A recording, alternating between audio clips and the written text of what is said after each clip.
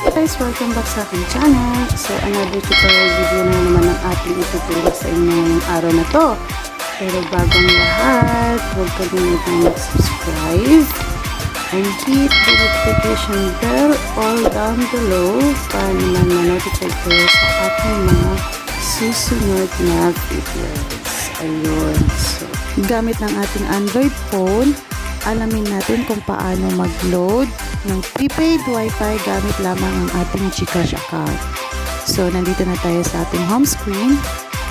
Puntahan lang natin ang ating Gcash application, or kung wala naman kayong application guys, pwede naman kayo mag-direct sa Play Store.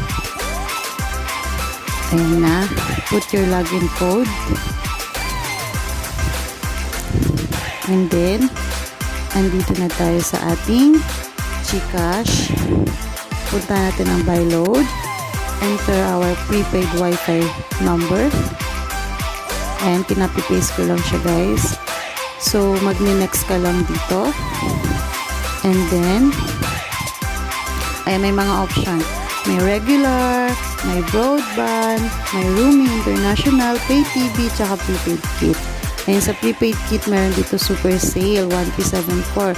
But, seems na budgeted lang ang ating budget. Punta tayo sa broadband. Ayan, maraming option dito. May Famload 199, 599, 999. Ayan, mamimili lang kayo guys. 1499. Ayan.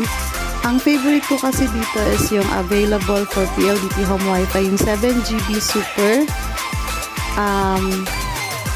access. Like 7GB tapos 3GB everyday for just 1 week guys. Ayun, nagagamit ko na siya sa laptop. Pwede ko na rin siya gamitin sa another 3 phones connected. So, ayun lang. Ayan, ang pinakamaganda dito guys is mapabilis ang iyong transaction. And then, hindi mo na kailangan lumabas ng bahay para maghanap sa mga tindahan kung saan pwede mag-load ng Famload. If you have Gcash account naman, ayan, luludan nyo lang yung Gcash nyo and pay your bills anytime, anywhere you want, especially at home guys. Ang susunod natin gagawin ay ini-next lang natin ito.